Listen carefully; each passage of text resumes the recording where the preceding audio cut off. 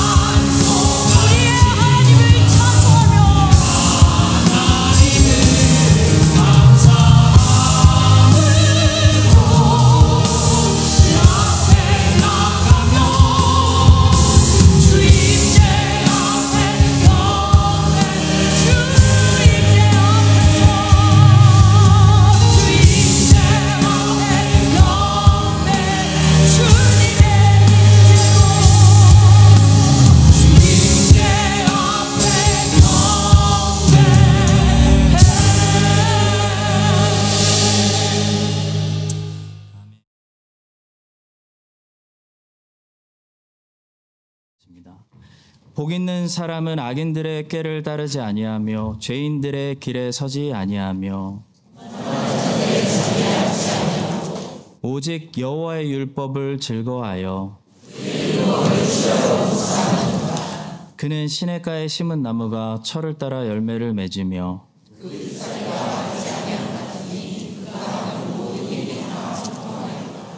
악인들은 그렇지 아니하며 그러므로 악인들은 심판을 견디지 못하며 무릇 의인들의 길은 여호와께서 인정하시나 악인들의 길은 망하리로다. 아멘. 우리의 아버지 되시고 주인 되시며 이 세상을 창조하신 주님, 이 시간 주님의 자녀들이 주님 앞에 나와 찬양과 경배를 드리니 주님께서 기쁘게 흠양하여 주시기를 기도합니다. 우리의 생각하는 것보다 더 크게 일하시고 이루시는 하나님의 말씀을 통하여 보고 들으며 우리의 삶 가운데 경험하게 됩니다. 이 믿음의 여정에서 주님과 항상 동행하여 승리를 맛보며 주님께 영광과 찬송을 드리는 주님의 자녀로 살아가게 하여 주시옵소서. 주님께서 이제껏 베풀어 주신 은혜를 인하여 주님께 감사를 드립니다. 반복되는 일상 가운데 말씀을 통하여 기쁨과 은혜를 알게 하시고 주님을 더 알게 하셨습니다. 매일매일의 삶 가운데 함께 하셔서 안전하게 지켜주셨습니다. 여러 어려움들 가운데서 주님을 향한 소망을 붙잡게 해주셨습니다. 갈 길을 몰라 방황하고 있을 때 말씀으로 길을 보여주셨습니다. 아파하고 있을 때 주님께서 말씀으로 위로하여 주셨습니다. 이 모든 것들을 주님께서 하셨습니다. 주님께 모든 감사와 찬송을 드리니 이 시간 홀로 높임과 영광을 받으시옵소서. 주님, 이렇게 베풀어 주신 은혜가 넘쳐남에도 주님의 말씀과 같이 우리는 다 양 같아서 각자 자기의 길로 행하는 나약한 죄인임을 다시 고백합니다. 매일매일의 삶의 순간에서 주신 말씀을 기억하기보다는 나의 생각과 경험, 마음 가는 대로 행동하여 넘어지고 판단하고 정죄하는 죄인임을 다시금 주님께 자백합니다. 우리는 나약합니다. 성령 하나님께서 우리를 불쌍히 여겨주셔서 놓지 마시고 주의 말씀을 생각나게 하셔서 그 말씀을 붙잡을 수 있는 믿음을 주시기를 간절히 기도합니다. 그리하여 주님의 말씀으로 깨닫게 하시고 깨달은 은혜를 믿음으로 붙잡아 믿음의 한 걸음을 뗄 수 있게 도와주시옵소서. 그 여정 가운데 함께 하셔서 주님과 함께 동행함의 은혜를 알게 하시고 그 은혜로 살아가는 주님의 백성이 되기를 간절히 소망하오니 주님께서 긍휼 베풀어 주시옵소서. 주님, 교회를 위해 기도합니다. 주님께서 보내주신 영유아와 교육부서에 속한 영혼들이 있습니다. 말씀을 배우며 자라게 하시고 항상 그 말씀 가운데 살아가는 자녀로 양육되기를 기도합니다. 지혜와 키가 자라게 하시고 사람들에게 더욱 사랑스러워져 갈 수 있게 하여 주소서. 주님의 자녀들이 자라날 수 있도록 섬기는 많은 선생님들 계십니다. 은혜 베풀어 주셔서 말씀을 온전히 가르치게 하시고 좌로나 우로나 치우치지 않는 진리를 깨달아 복음을 전하는 교사가 되게 하여 주소서. 교회에서 여러 모양으로 섬기시는 많은 분들이 계십니다. 그 마음을 항상 겸손하게 하시고 하나님의 마음을 받아 사랑으로 섬김으로 말미암아 하나님께 영광 돌리는 섬기는 자들이 되게 도와주시옵소서. 주님께서 교회를 섬기라고 세워주신 임직자들과 리더들이 있습니다. 무엇보다 예수님을 더욱 닮아가기를 소망하는 자들이 되도록 하여 주시옵소서. 말씀에는 순종으로, 양들을 대할 때는 사랑으로 오래 참음과 인내로 하나님의 때를 기다리는 예수님을 닮은 리더와 임직자가 되도록 인도하여 주시기를 간절히 기도합니다. 복음과 진리의 말씀을 전하게 하시고자 세우신 선교사님들 계십니다. 어디에서 무엇을 하든 동행하여 주시고 그 동행으로 말미암아 믿지 않는 자들이 하나님께서 지금도 살아서 역사하시는 하나님 되심을 나타내 주시옵소서. 그 일하시는 곳에서 주님의 은혜가 넘쳐나 하나님의 나라가 확장되는 역사를 보게 하시고 그것으로 우리도 함께 그 사역에 동참하게 하여 주소서. 주님께서 특별히 주님의 진리를 전하고자 세워주신 교육자들이 있습니다. 항상 성경 안에 거하게 하시고 지혜와 믿음 주셔서 진리의 말씀과 오늘 교회에게 말씀하시는 메시지를 담대히 전하는 주의 종이 되게 하여 주소서. 이 시간 간절히 기도하기는 오늘 선포되는 주님의 말씀이 우리의 마음에 새겨져 믿음으로 반응할 수 있기를 기도합니다. 우리의 믿음이 계속 성장하게 하셔서 어린아이가 아닌 장성한 자들로 주님의 일을 감당하기 합당한 일꾼들로 설 수 있도록 주님께서 이 예배 가운데 임재하여 주시옵소서. 항상 우리의 생각이 아닌 겸손과 순종으로 주님의 말씀을 대할 수 있도록 예수 그리스도 안에서 우리의 마음과 생각을 지켜주시옵소서. 우리의 예배를 받으시기 합당하신 예수 그리스도 이름으로 기도합니다.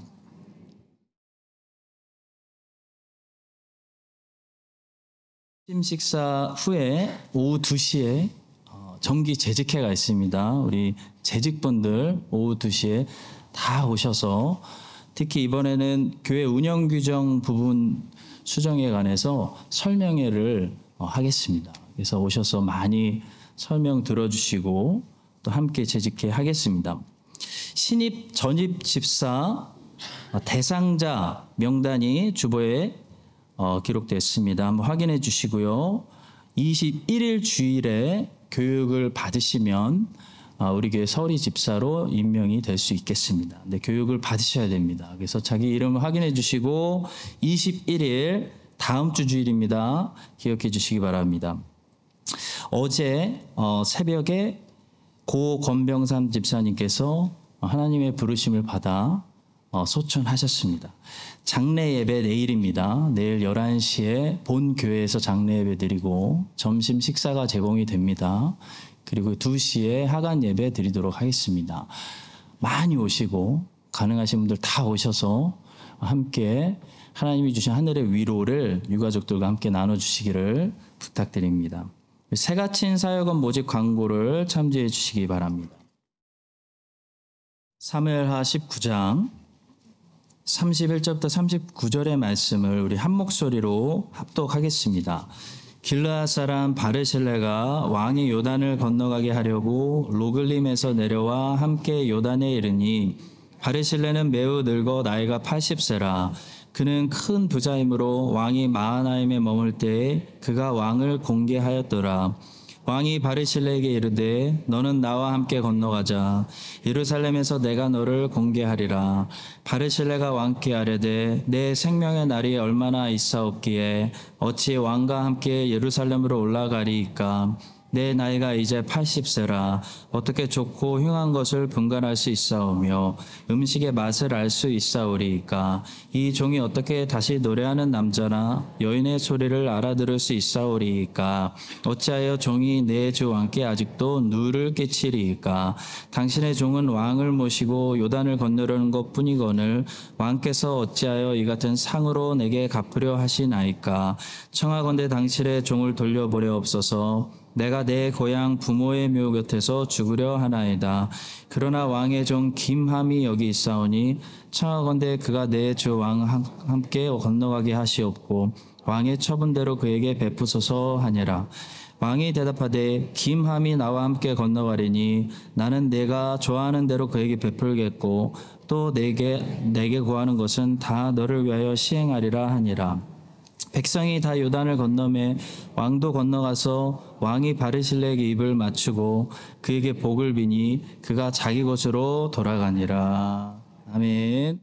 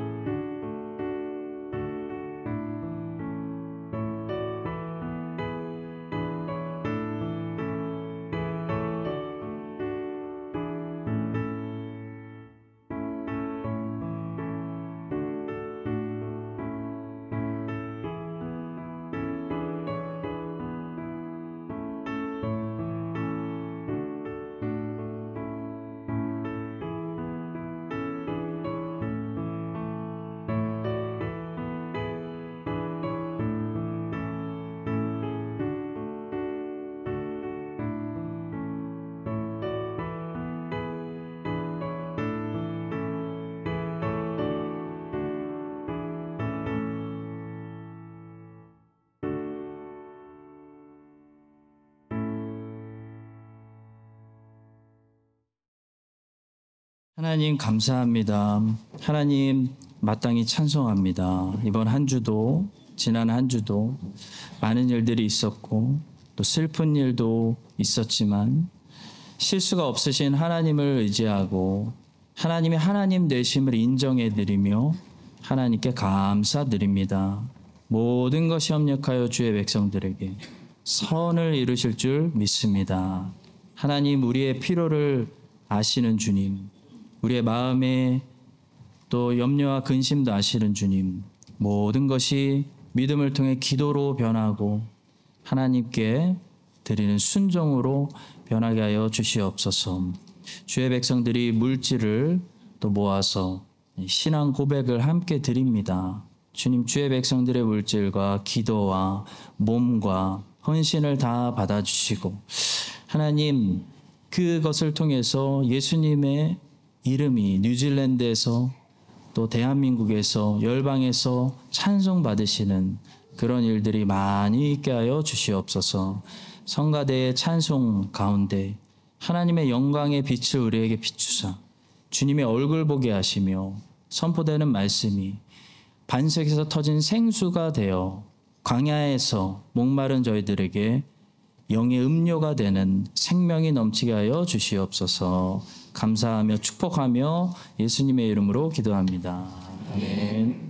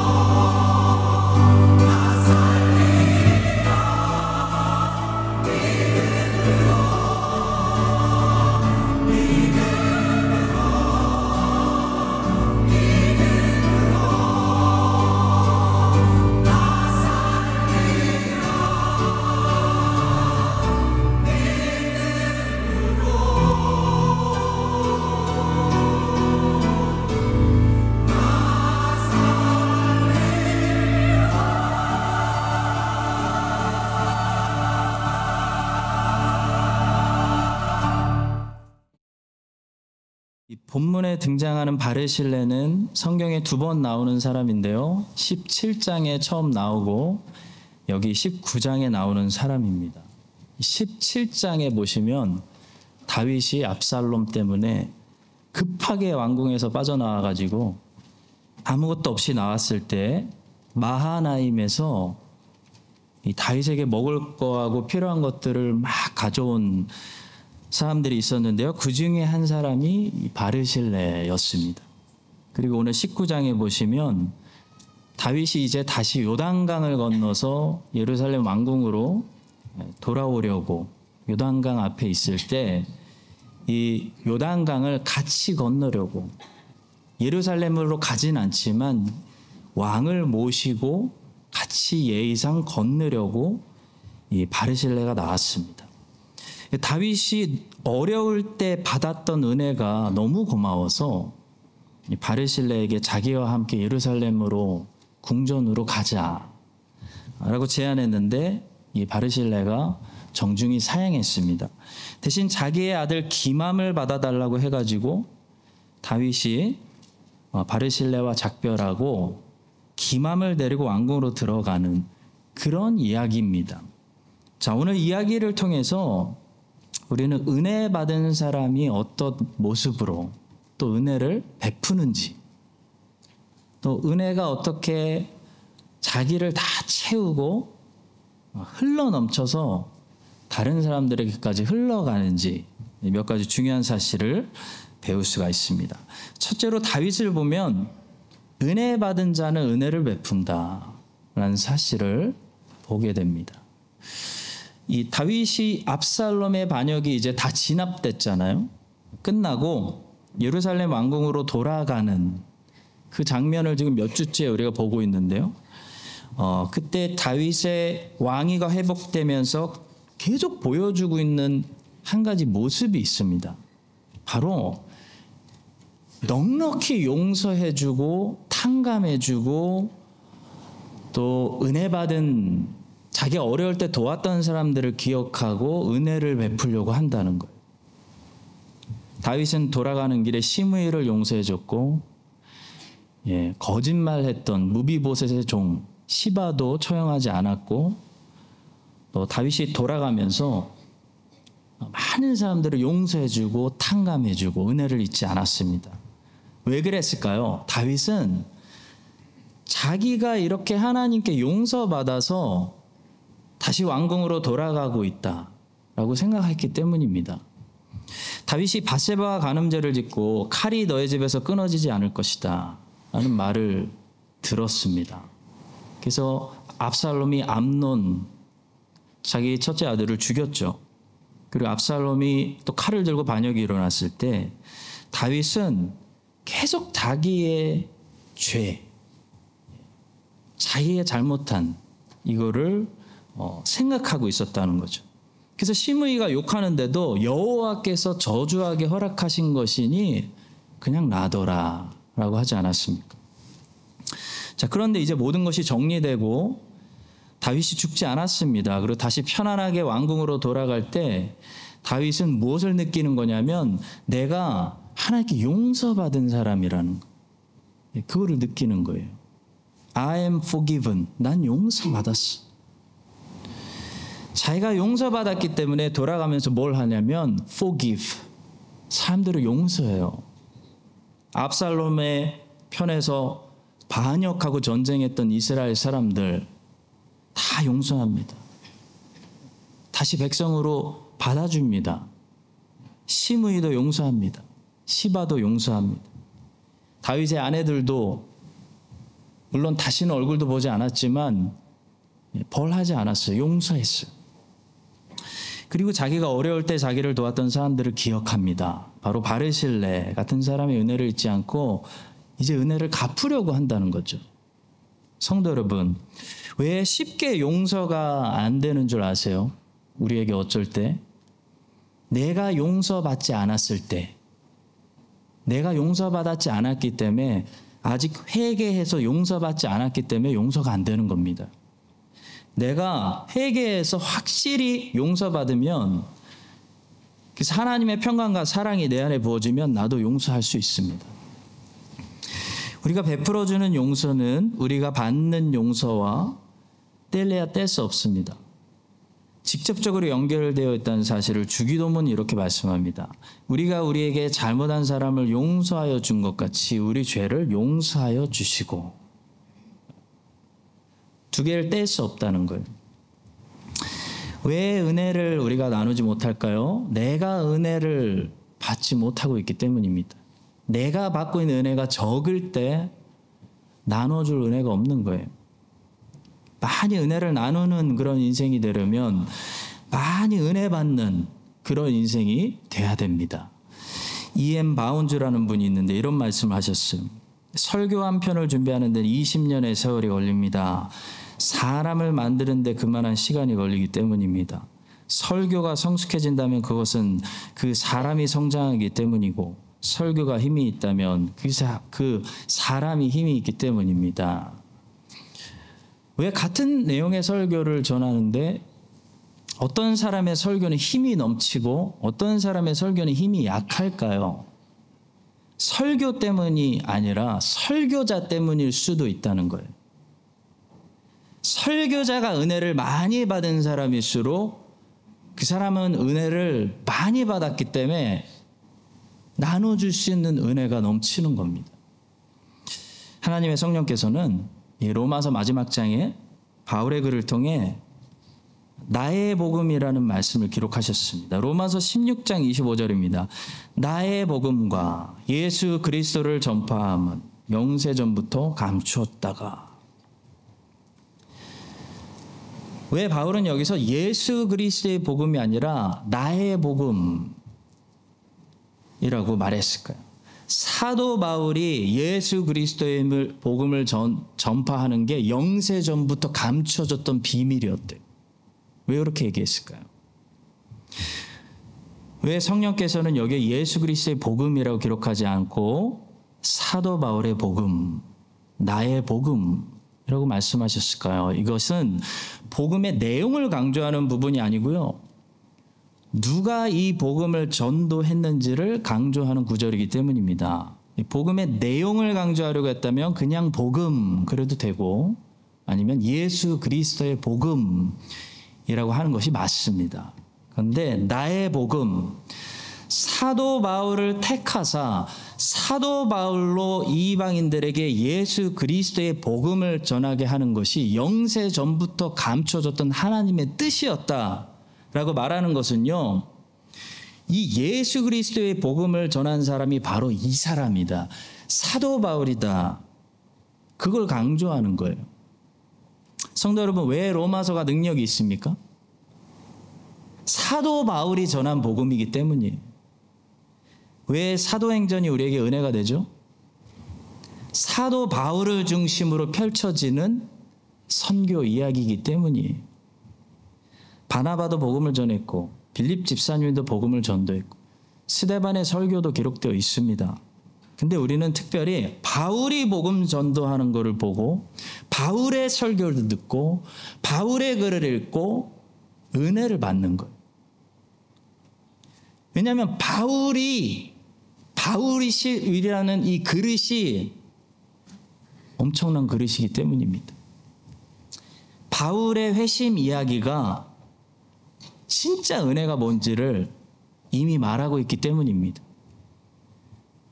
예수 그리스도를 믿는 사람들을 핍박하던 이 사울이 개종해가지고 그 사울이 돌 맞고 채찍 맞고 몽둥이로 맞고 인내하면서 어떻게 온 세상에 복음을 전도했는지 우리가 봤기 때문에 은혜 받는 거예요. 성도 여러분, 똑같은 설교를 해도 고난을 모르고 편안한 곳에서 잘 사는 사람이 하는 설교하고 선교사가 하는 설교는 은혜가 다른 것입니다. 왜 똑같은 말씀인데 우리가 선교지에서 들으면 은혜가 되죠? 그 선교사가 전하는 복음이기 때문이에요. 우리는 은혜를 많이 받아야 많이 은혜를 나눌 수 있는 그런 사람들이 될 수가 있습니다. 바울이 복음을 전할 때 거기에는 능력이 있었습니다. 그 그의 열정을, 그의 확신을, 그의 담대함, 그의 은혜스러움, 그의 날카로움을 따라갈 수 있는 수준의 설교자들이 많이 없었습니다. 왜냐하면 그것이 사도 바울의 그릇이요 삶이기 때문이었어요. 로마서에서 말하는 것처럼 예수 그리스도의 복음이 나의 복음이 돼야 됩니다. 우리의 복음이 돼야 됩니다. 그래서 똑같은 내용의 마가복음 설교를 들어도 크라이스트 처치에서 메시지를 들을 때 은혜가 돼야 되는 거예요. 크라이스트 처치에서 하는 주의 백성들이 전해주는 메시지를 들을 때 하나님의 능력이 나타나고 힘이 있고 은혜가 되는 나의 복음을 전도해야 된다는 거예요. 복음에 왜 능력이 없어요? 왜 주님의 능력이 나타나지 않습니까? 지식으로만 전하고 나의 복음을 전할 게 없기 때문이에요. 내가 받은 은혜, 나의 복음을 전하지 않기 때문이에요. 너의 복음을 전하거나 그의 복음을 전하기 때문이에요. 바울의 삶은 예수 그리스도의 복음과 연결되어 있었습니다. 바울의 존재 자체가 예수 그리스도의 복음이 사실일 수밖에 없다는 확실한 증거였어요. 바울이 증거였어요. 바울은 증인이었어요. 여러분, 증인의 말은 증인이기 때문에 파워가 있는 거예요. 이미 내가 봤습니다. 내가 거기 있었습니다. 그럼 증인의 말은 애들이어도 그 말에 힘이 있는 거예요. 성도 여러분, 이 사실을 기억하시고 너의 복음이 아니고 그 유명한 목사님의 복음이 아니고 그 대형교회의 복음이 아니고 사도 바울의 삶처럼 예수 그리스도의 복음이 나의 복음이 돼요. 우리 크라이스트 처치의 복음이 되어서 은혜를 많이 받은, 진짜 은혜를 아는 사람들, 은혜를 삶으로 십자가, 광야 이런 것들을 경험한 사람들이 복음을 전도하기 시작할 때 하나님의 능력이 바울처럼 많이 나타나는 그런 힘 있는 크라이스트 처치의 메신저들이 되시기를 예수님의 이름으로 간절히 축원합니다. 두 번째로 바르실레를 보니까요, 많이 받은 사람은 많이 나눠줘야 한다는 사실입니다. 32절에 보시면 바르실레는 이런 사람이었다고 말씀합니다. 바르실레는 매우 늙어 나이가 80세라. 그는 큰 부자이므로 왕이 마하나임에 머물 때 그가 왕을 공개하였더라. 그는 큰 부자였기 때문에, 많이 받았기 때문에 많이 드리는 그런 아름다운 삶을 살았다는 거예요. 누가복음 12장에도 이런 말씀이 있습니다. 무릇 많이 받은 자에게는 많이 요구할 것이요 많이 맡은 자에게는 많이 달라 할 것이라. 어떤 사람은 재산을 많이 받았을 수도 있고요, 어떤 사람에게는 건강을 주셔서 이 땅에서의 생명의 날을 많이 받았을 수도 있습니다. 어떤 사람은 지혜를 많이 받은 사람도 있고, 어떤 사람은 남들이 경험해보지 못한 풍성한 경험들을 많이 받았을 수도 있습니다. 하나님은 한 사람에게 모든 것을 다 주시는 하나님은 아니시지만, 하나님은 우리 각 사람에게 항상 많이 주시는 분이세요. 여러분은 무엇을 많이 받으셨나요? 한번 생각해 보십시오. 여러분은 모든 것을 다 받진 않았을 거예요.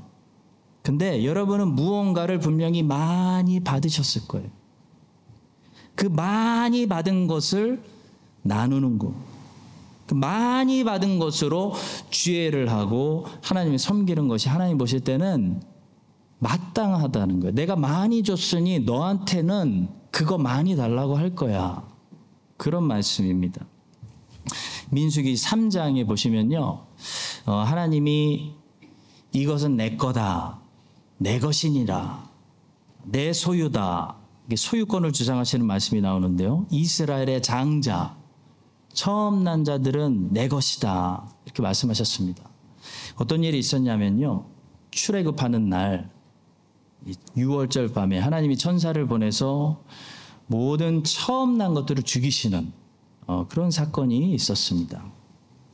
장자들을 치시던 그날 밤에 유월절 희생 동물의 피를 문설주에 이렇게 바르면 죽음의 천사가 그 피를 보고 그 집에는 들어가지 않고 그 대속 죽음을 죽음으로 받아들이고 그 집은 넘어가는 일이 있었어요. 그 사건을 성경은 처음으로 구속이라고 말씀합니다. 그러니까 성경에서 말하는 구원은 여러분 죽은 목숨이 전제로 깔려 있는 배경에서 시작되는 거예요. 그날 끔찍한 밤이었어요. 모든 집이 초상집이 되는 그런 밤이었어요. 모든 사람이 죄를 범하여 하나님의 영광에 이르지 못하다. 이게 전제예요. 전제. 죄의 값은 사망이다. 이게 복음이 선포되기 전에 배경입니다. 그렇기 때문에 아무 일도 하지 않고 가만히 있으면 다 죽음에 이르는, 그걸 전제로 성경이 말하는 구원의 이야기는 시작된다는 거죠. 그래서 이 전제가 인정이 된 사람들이 복음을 이해할 수가 있습니다. 그래서 건강한 자에게는 의원이 쓸데없고 병든 자에게라야 내가 죽은 목숨이구나, 이걸 깨달은 사람들만이 의원 대신 예수님께 나오는 거죠. 그래서 여러분 가만히 있었으면 그날 밤 죽은 목숨이었던 이 장자들이 유월절 희생제물의 대속적인 죽음 때문에 살아났습니다. 그래서 하나님이 민수기 3장에서 이스라엘의 장자들은 내가 살려놨기 때문에, 내가 구속했기 때문에 이제 내 소유다, 내 거다 라고 말씀하시는 거예요. 민수기 3장 13절입니다. 처음 태어난 자는 다 내 것임은 내가 애굽 땅에서 그 처음 태어난 자를 다 죽이던 날에 이스라엘의 처음 태어난 자는 사람이나 짐승을 다 거룩하게 구별하였음이니 그들은 내 것이 될 것임이니라. 나는 여호와니라. 자, 그런데 생각해 보세요. 이스라엘의 모든 장자들이 전부 목사가 되고 회막에서 봉사하는 사람들이 되면 어떻게 될까요? 여러분들의 자녀들 중에 아들이든 딸이든 무조건 첫째는 하나님이 전부 목사로, 선교사로 풀타임으로 부르신다. 그러면 가정들이 어떻게 될까요, 여러분? 가정이 지켜줄 수가 없겠죠. 그래서 하나님께서 민수기 3장에서 무슨 말씀하시냐면 내 소유, 내가 살려둔 너희들의 장자들 대신 레위인을 내가 가져가겠다. 레위인은 내 것이다. 내 소유다. 그들을 거룩하게 구별해서 평생 나를 봉사하는 일을 내가 맡기겠다. 그렇게 말씀하시는 겁니다. 민수기 3장 12절입니다. 보라, 내가 이스라엘 자손 중에서 레위인을 택하여 이스라엘 자손 중에 태를 열어 태어난 모든 마지를 대신하게 하였은즉 레위인은 내 것이라. 자, 그런데 하나님이 얼마나 철저한 분이시냐면 이스라엘 장자들의 수를 셌는데요. 이스라엘 장자들의 수가 레위인들의 수보다 조금 더 많은 거예요. 273명 더 많았습니다. 그래서 하나님께서 무엇을 바치라고 명령하시냐면 내가 살려낸 장자들은 22,273명인데 내가 가져갈 수 있는 레위인들은 22,000명밖에 없으니까 너희들이 이 273명을 관한 몫을 돈으로 계산해서 나에게 속전으로 바치라고 명령하세요. 이스라엘 자손의 처음 태어난 자가 레위인보다 273명이 더 많은즉 속전으로 한 사람의 5세겔씩 받되 아론에게 받으라고 하시는 말씀입니다. 성수의 세겔로 받으라. 한 세겔은 20계란이라. 자, 여러분, 하나님이 지금 왜 이렇게 하고 계신지 아셔야 돼요. 하나님이 마음이 쪼잔해가지고 10센트도 계산하는 그런 분이어가지고 지금 야, 내가 273명 좀 부족히 받았으니까 돈으로 갚어. 그런 게 아니고요. 이게 무슨 의미가 있냐면 하나님의 것을 도둑질하면 안 된다는 거예요.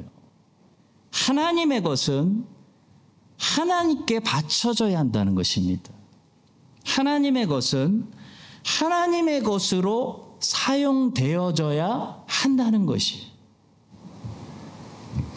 하나님이 이스라엘 장자들을 살려놨기 때문에 하나님이 살려낸 이 새 인생은 반드시 이제 하나님을 위해서 사용되어져야 하는 그 거룩한 삶인 거예요. 여러분, 우리 그리스도인들을 성도라고 부르잖아요. 성도라고 부르는 것은 도덕적으로 깨끗해야 되는 세인트의 의미를 가지고 있기도 하지만 더 큰 의미는 뭐냐면 하나님께서 자기 뜻대로 쓰시려고 자기 맘대로 쓰려고 따로 구별해 놓았기 때문에 성도라고 부르는 것입니다. 성도는 하나님이 죽은 자들 중에서 살려내셔가지고 이제 자기를 위해 사용하려고 구별해 놓은 사람들을 성도들이라고 부르는 거예요. 자, 그런데 왜 하필 하나님은 이스라엘의 장자들 대신에 레위 사람들을 거룩히 데려가셨을까? 왜 레위인가? 여러분, 레위는 디나 사건 때 칼로 세겜 사람들을 잔인하게 복수했던, 그래서 야곱의 저주가 그 위에 머물러 있는 그런 아들이 아니었습니까? 그런데도 불구하고 하나님께서 레위인을 택하신 것은 이 하나님의 택하심이 전적으로 하나님의 자유로운 주권, 사람의 어떠한 행위가 아니라 하나님의 자유로운 주권에 있고 하나님의 은혜로 말미암아 이루어진다는 것을 보여주는 것입니다. 로마서 9장 11절은 이렇게 말씀합니다. 그 자식들이 아직 나지도 아니하고 무슨 선이나 악을 행하지 아니한 때 택하심을 따라되는 하나님의 뜻이 행위로 말미암지 않고 오직 부르시는 이로 말미암아 서게 하려 하사. 하나님이 이스라엘의 장자들 대신에 레위인을 택해서 데려가신 것은 하나님의 은혜입니다. 마찬가지로 수많은 사람들 중에 하나님이 나를 살려내셨어요.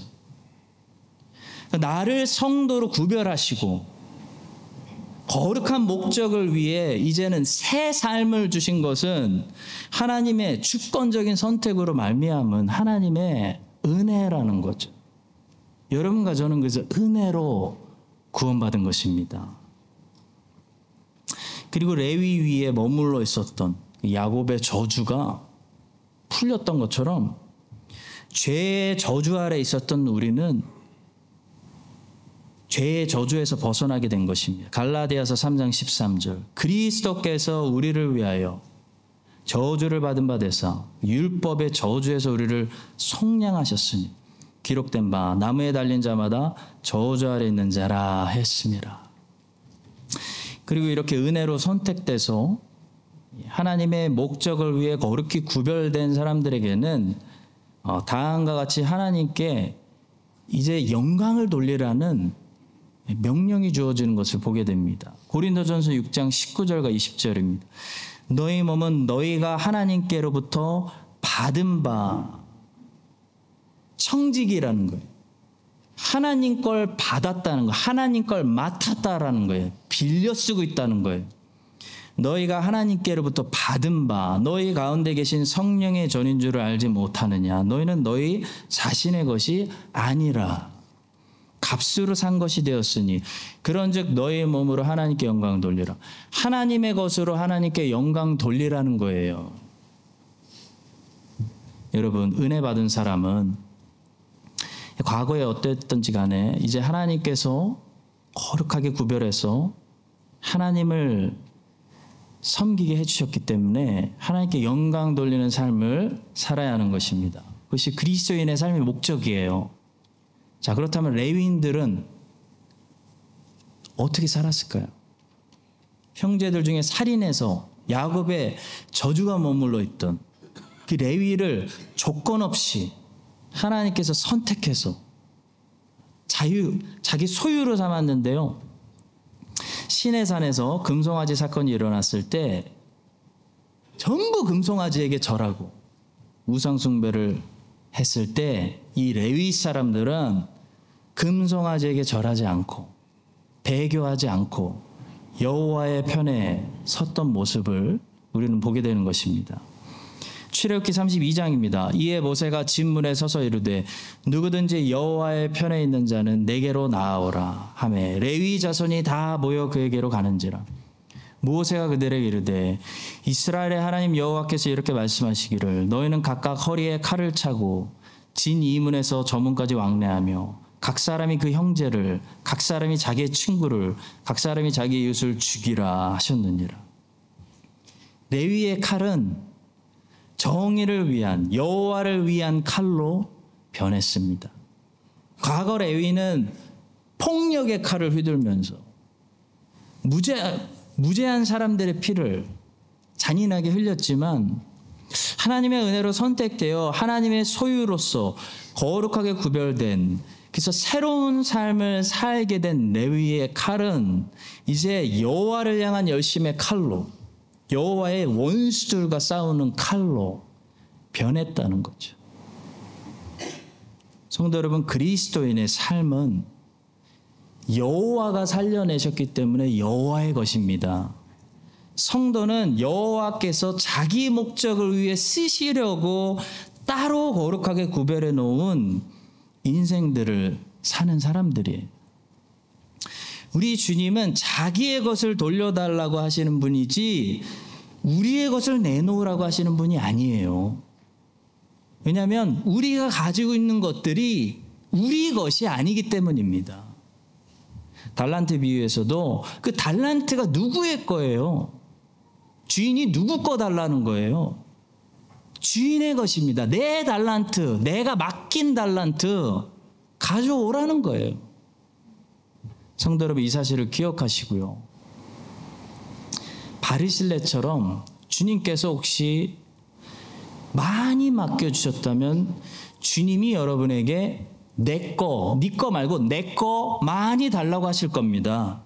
그래서 많이 받은 자들은 많은 사람들을 양육하고 살려내고 인도하는 인생을 사셔야 되는 거예요. 여러분과 제가 주님의 것을 맡은 이 청지기로서 주님의 성전인 이 몸과 우리의 시간과 우리에게 맡겨주신 모든 것을 열심히 일해서 바쳐서 이 땅에 사는 동안 주님의 것을 도둑질하지 말고 주님의 일을 하며 너희가 먹든지 마시든지 놀든지 휴가를 가든지 뭘 하든지 예수 그리스도의 나라를 위해서 복음을 위해서 하며 그렇게 주님께 영광을 돌려라. 영광을 돌리시는 그 성도의 삶을 사시기를 예수님의 이름으로 간절히 축원합니다.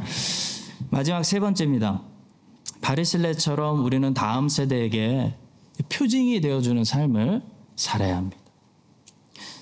바르실레의 또 다른 한 가지 특징을 32절이 말씀합니다.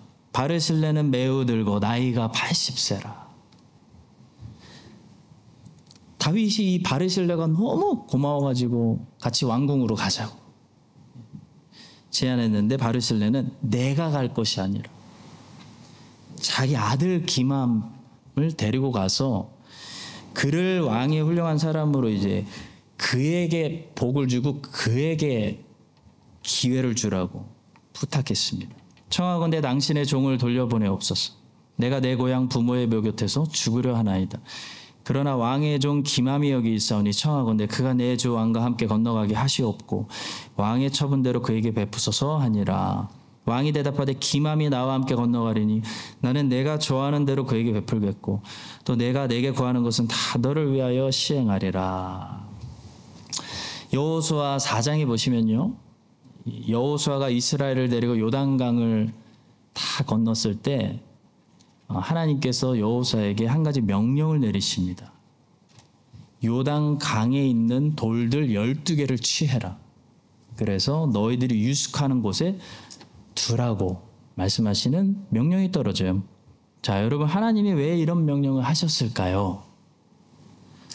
요단강에서 가지고 나온 이 돌들 무엇을 위해 쓰라는 말씀이실까요? 그 돌들은 요단강을 건너가보지 못한 후손들이 볼 수 있게 하기 위한 표징이었습니다. 이것이 너희 중에 표징이 되리라. 후일에 너희 자손들이 물어 이르되 이 돌들은 무슨 뜻이냐 하거든 그들에게 이르기를 요단물이 여호와의 언약궤 앞에서 끊어졌나니 곧 언약궤가 요단을 건널 때 요단물이 끊어졌으므로 이 돌들이 이스라엘 자손에게 영원히 기념이 되리라 하라 하니라. 하나님은 요단강을 건넌 세대에게 너희만 은혜 받고 잊어버리지 말아라. 끝내지 말아라. 너희가 은혜 받은 곳에서 돌들을 취해서 그 은혜 받은 곳에서 그 돌들로 표징을 세워라. 그래서 그 표징을 보고 너희 후손들이 은혜를 기억하게 해라. 그렇게 말씀하셨습니다. 성도 여러분, 은혜를 받으면 표징이 나타나야 됩니다. 잊어버리면 안 됩니다. 흔적이 나타나야 돼요. 그러면 다른 사람들도 표징을 보고 하나님의 은혜를 사모하게 되는 거예요. 이스라엘 광야 2세가 하나님의 은혜로 요단강이 멈춰서 그 멈춘 마른 땅을 건넜다는 표징을 길갈에다가 세웠습니다. 그래서 이제부터 길갈에 이스라엘 백성들이 지나갈 때마다 그 하나님의 은혜에 대해서 묵상하고 이야기하고 교육하고 기억했다는 거죠. 그래서 요단강을 건너보지 못한 후손이 가나안 땅에 살아가면서 요단강이 가로막고 있는 문제들을 만났을 때 그 표징을 보면서 그 요단강을 마르게 했던 살아계신 하나님을 내가 만났으면 좋겠다. 나도 경험했으면 좋겠다. 여호와여 나도 요단강이 앞에 마르게 하여 주시옵소서. 기도하게 하기 위해서 너희가 은혜 받은 곳에서 표징을 세워라 라고 하신 거예요. 성도 여러분, 우리가 은혜 받은 곳에 우리가 거기서 은혜 받았다는 표정을 세우고 죽어야 우리 자녀들이 그 표징을 보고 따라오는 거예요. 은혜의 표징은 뭘까요? 은사입니다. 은사. 은혜는 헬라어로 카리스고 은사는 헬라어로 카리스마예요. 한 글자 차이예요. 은혜는 받는 선물을 얘기하고 은사는 주는 선물을 얘기할 뿐이에요. 카리스를 받았으면 카리스마를 해야 되는 거예요. 은혜 받은 사람은 반드시 뭘 하는 줄 아세요? 자기가 은혜 받았다는 것을 어떤 표징으로 남기는지 아세요? 은사를 쓰기 시작해요. 그래서 내가 은혜 받았다는 사실을 증거하는 거예요. 받은 것의 표징은 나누는 것입니다. 받은 사람이 나누게 되어 있어요. 용서받은 사람의 표징은 용서하는 것입니다. 용서하지 않는 사람들은 아직 용서받은 거 아니에요. 용서 못 받으신 거예요. 회개하지 않으신 거예요. 용서받은 사람은 그 표징으로 다 탕감해줘요. 믿음의 표징은 순종입니다. 믿음을 받은 사람은 아브라함처럼 반드시 순종해요. 완벽할 수는 없지만 순종으로 살아가요. 칭의의 표정은 성하입니다. 의롭다 칭함을 받은 사람은 반드시 거룩한 삶을, 경건 생활을 하게 됩니다. 성령 충만한 사람의 표징은 예수님의 인격이 나타나는 거예요. 성령이 하시는 일은 절대로 성령을 드러내시지 않습니다. 잘못된 오순절이 이야기하는 거고요. 성령은 성령을 드러내시지 않고 성자 하나님을 드러내세요. 그게 성령의 일이에요. 그래서 성령이 충만한 사람은 그 표징으로 반드시 예수 그리스도의 인격을 드러내는 것입니다. 그게 성령의 열매죠. 여러분과 저의 삶도 우리가 은혜 받는 곳마다 거기에서 우리가 은혜 받았다는 표징이 나타나야 다음 사람들이,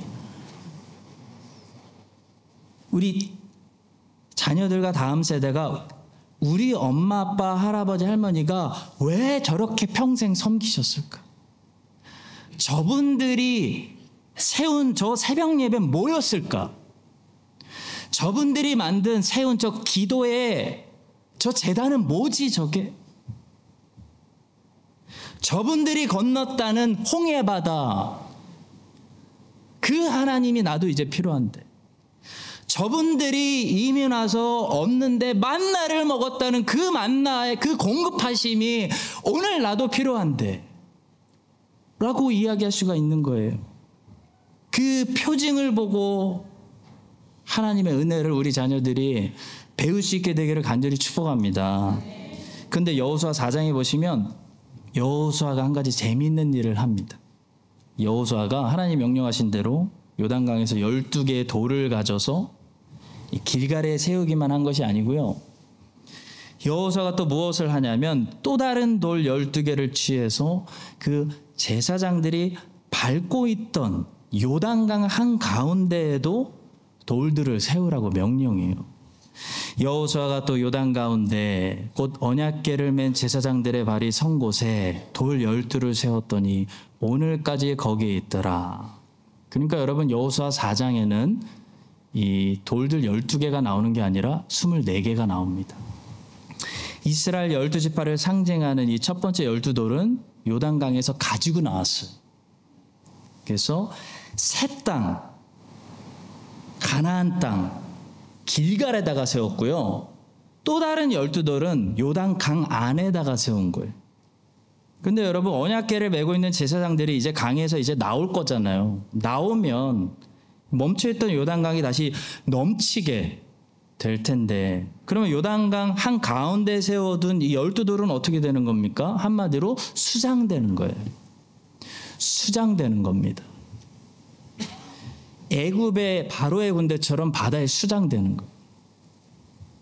그러니까 요단강을 중심으로 12돌은 수장시키고 12돌은 새 땅에, 약속의 땅에 세웠다는 거예요. 여러분, 이것은 이스라엘이 요단을 건너면서 옛사람, 옛삶, 광야에서 불순종하던 모든 치욕을, 애굽의 치욕을 이제 요단강에 수장시켜버리고 하나님이 약속하신 땅, 새 땅에 새롭게 세움을 받았다, 새 삶이다 라는 것을 말씀하는 것입니다. 그래서 이 제사장들이 메고 있던 언약궤도요, 요단강에 들어갈 때와 요단강에서 반대편으로 나올 때 이름이 바뀌는데, 요단강에 들어갈 때는 여러분, 가나안 땅에 이스라엘이 약속 땅에 무슨 자격이 있어서 들어가요? 무슨 힘으로 들어가는 거예요? 오직 하나님이 아브라함과 이삭과 야곱에게 하셨던 약속 때문에 들어가는 거예요. 그 신실한 언약 때문에, 하나님이 신실해서 자기 약속을 지키셨기 때문에 자격 없는 이스라엘이 이제 약속의 땅으로 들어갈 수 있다는 것을 보여주기 위해서 언약궤라고 부르는 것이고요. 요단강에서 새로운 땅으로 이스라엘이 나올 때는 이제 증인의 삶을 사는 새 사람, 새 인생을 살아야 하기 때문에 증거궤라고 부르는 것입니다. 사랑하는 성도 여러분, 고린도후서 5장 17절은 이렇게 말씀해요. 우리 한번 같이 선포해 보겠습니다. 그런즉 누구든지 그리스도 안에 있으면 새로운 피조물이라, 이전 것은 지나갔으니 보라 새 것이 되었도다. 그리고 에베소서 4장 22절부터 24절은 말씀합니다. 함께 선포합니다. 너희는 유혹의 욕심을 따라 썩어져가는 구습을 따르는 옛사람을 벗어버리고 오직 너희의 심령이 새롭게 되어 하나님을 따라 의와 진리의 거룩함으로 지으심을 받은 새 사람을 입으라. 아멘. 여러분과 제가 예수님의 확실한 증인들, 이 새 사람이 되어야 그 표징을 보고 다음 세대가 하나님 믿을 수가 있습니다. 예수님께서는 우리에게 성령을 보내시는 이유가 너희들을 나의 증인으로 만들기 위해서 성령을 보내신다고 하셨습니다. 여러분과 제 안에 이런 확실한 표징이 나타나서 이 표징을 보고 우리 자녀들과 그들의 자녀들이 이 땅에서 신실하게 예수님을 믿을 수 있게 되기를 예수님의 이름으로 간절히 축원합니다. 사랑하는 주님, 특히 특히 바울이 복음을 전했을 때 은혜가 있고 능력이 있었던 것처럼 예수 그리스도의 복음이 나의 복음이 되어 우리가 복음을 전할 때 큰 은혜가 있는, 은혜를 깊이 아는 크라이스트 처치가 되게 하여 주시옵소서. 주님이 살려내시고 거룩하게 쓰시려고 따로 구별해 놓으신 주님의 것이오니 내 것이라 여기지 않게 하시고 도둑질하지 않게 하시고 주님의 것을 잘 관리하는 선하고 착한 청지기의 삶이 되게 하여 주시옵소서. 은혜 받은 표징이 나타나서 확실한 증인이 되게 하시고, 그래서 증거를 보고 다음 세대도 하나님의 은혜를 발견하게 하여 주시옵소서. 예수님의 이름으로 기도합니다. 아멘. 지금은 예수 그리스도의 은혜와 하나님 아버지의 사랑과 성령 하나님의 교통하심이 요단강의 옛사람을 수장시키고 하나님이 허락하시는 새해 새 땅에 들어가서 예수님의 증인으로 세워지기를 소망하는, 표징이 되기를 소망하는 모든 요단을 건너는 주의 백성들 위해 이제부터 영원까지 함께 하시기를 간절히 축원합니다. 아멘.